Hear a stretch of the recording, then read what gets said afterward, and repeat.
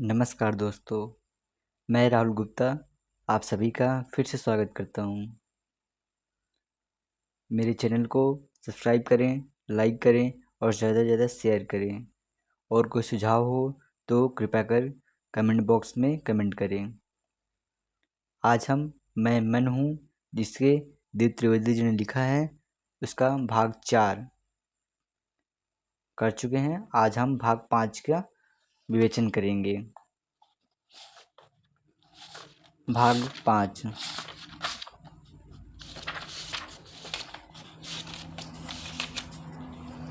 मेरी शक्तियों के केंद्र। यहाँ भी मेरा कमाल देखो। मैं अपने नटखटपन से बाज तो अपने बारे में बताते वक्त भी नहीं आया। मैंने अपने उपद्रवी स्वरूपों के बारे में आपको पहले बता दिया। हालांकि साथ ही मैंने यह भी ही दिया था कि वे भी मेरे स्वाभाविक स्वरूप नहीं हैं। वे सब आपकी नासमझी के कारण अस्तित्व में आते हैं। वरना जहाँ तक मेरा सवाल है तो मैं आपको यह बता दूं कि वास्तव में मैं एक से एक अद्भुत शक्तियों का भी स्रोत हूँ। आपके पूरे अस्तित्व में एक मैं ही हूँ, जो न सिर्फ संपूर्ण कुदरत के अस्तित्व से जुड़ा हुआ है, बल्कि आपके जीवन को आगे बढ़ाने वाले तमाम परिणामकारी कार्य करने में भी सक्षम है। यानी कुदरत की परम सत्ता से आपका कम्युनिकेशन भी सिर्फ एक मेरे थकी ही संभव है। और जीवन में सफलता प्राप्त करने हेतु भी आप मेरी शक्तियों केंद्रों के मोहताज हैं। और इस अंतिम वाक्य को और स्पष्ट करूं तो मेरे इन शक्ति के केंद्रों को सक्रिय किए बगैर कोई मनुष्य कभी भी सुखी व सफल नहीं हो सकता। वहीं कौन कितना सुखी व सफल होगा, इस बात का भी सीधा ताल्लुक सिर्फ मेरी शक्तियों के केंद्र उस मनुष्य में किस अनुपात में सक्रिय हैं उस पर निर्भर है। अन्यथा आप बाहर से हजार उपाय क्यों न कर लें, कितना ही ज्ञान क्यों न ओढ़ लें या कितनी ही मेहनत क्यों न कर लें, लेकिन आप जीवन में ना तो स्थायी तौर पर सुखी रह सकते हैं और ना ही कोई बड़ी सफलता हासिल कर सकते हैं। वरना शिक्षा, मेहनत, इरादे, धर्म, समाज या परिवार तथा मित्रों की तो कहीं किसी के पास कोई कमी नहीं है। फिर क्यों लाखों में 10-20 ही अपना जीवन सार्थक बना पा रहे हैं? सिर्फ और सिर्फ इसीलिए कि लाखों में 10-20 ही अपने भीतर मेरी शक्ति के केंद्रों को सक्रिय कर पा रहे हैं। अब इससे पहले कि मैं अपने उन शक्तियों के केंद्रों के बाबत विस्तार से चर्चा करूं, मैं आपको यह बता दूं कि वे सक्रिय अपने ही प्राकृतिक नियमों से होते हैं। इसमें ना तो प्रकृति किसी के साथ कभी पक्षपात करती है और ना ही मेरे तल पर इस बाबत कोई भी पक्षपात के साथ होता है। मनुष्य की इतनी असफलता का एकमात्र कारण उसका मेरी शक्ति के केंद्रों से अनजान होना है। ऐसे में उन शक्ति के केंद्रों को सक्रिय कर पाना या उन्हें सक्रिय करने के नियम जानना तो बहुत दूर की बात हो गई होगा। अभी तो मैं आपको अपनी शक्तियों की बाबत बताऊं, वैसे उस बाबत भी क्या बताऊं। मैं तो ऐसी तैसी शक्ति से भरा पड़ा हूँ कि जिसकी आप कल्पना भी नहीं कर सकते। मनुष्य जाति का इतिहास थोड़ा ध्यान से पढ़ेंगे तो आपको हर सफलता के पीछे मैं नजर आऊँगा। जितने भी सफल, सुखी व बड़े लोग हुए हैं, सब ने जाने अनजाने मेरी शक्तियों का भरपूर उपयोग किया ही है। यह बात पूरी दृढ़तापूर्वक समझ लेना कि कहीं कोई इसलिए सफल व सुखी नहीं है कि वह अच्छा आदमी है।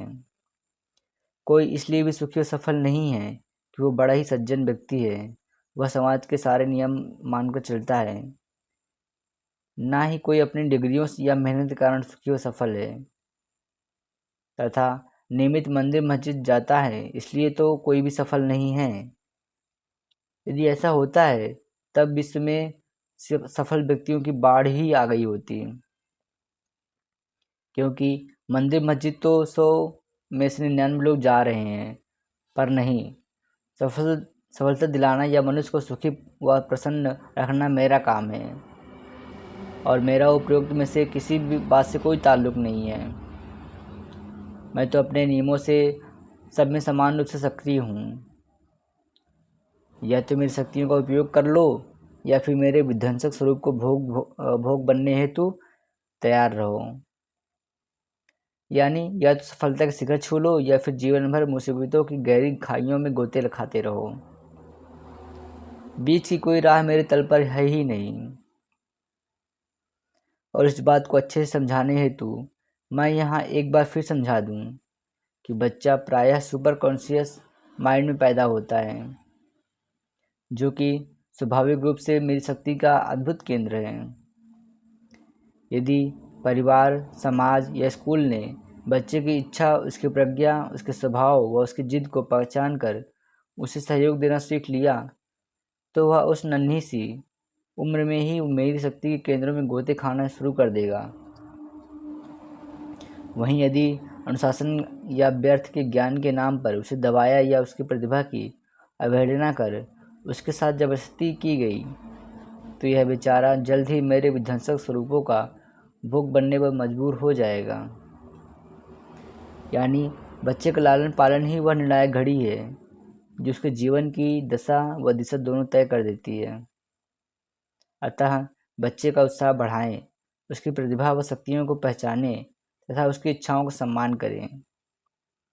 हाँ, जहाँ आवश्यक हो उसे गाइड करें, उसे संसार के तौर तरीके सिखाएं, परंतु इस पूरी प्रोसेस में उसका प्रेम क्रोध न दबने पाए, इसका विशेष रूप से ध्यान दें। बच्चा जिद्दी है, वो शैतान है, ऐसा मत सोचो। सोचो यह कि यह वह ऐसा है, इसका अर्थ है यह कि वह शक्तिशाली है, ऊर्जा से भरपूर है। बस उसकी इस ऊर्जा को उसकी प्रतिभा की दिशा में डाल दीजिए, फिर देखिए कैसे उसकी शक्तियों के केंद्र सक्रिय हो जाते हैं। कुल मिलाकर बच्चे के साथ चाहे जो करें, पर इस बात का विशेष ध्यान दें कि उसका क्रोध व प्रेम दबने ना पाए। यदि एक मात्रा से ऊपर वह दब गया तो उसका कॉन्शियस के साथ साथ सबकॉन्शियस व अनकॉन्शियस माइंड भी चालू हो जाएगा।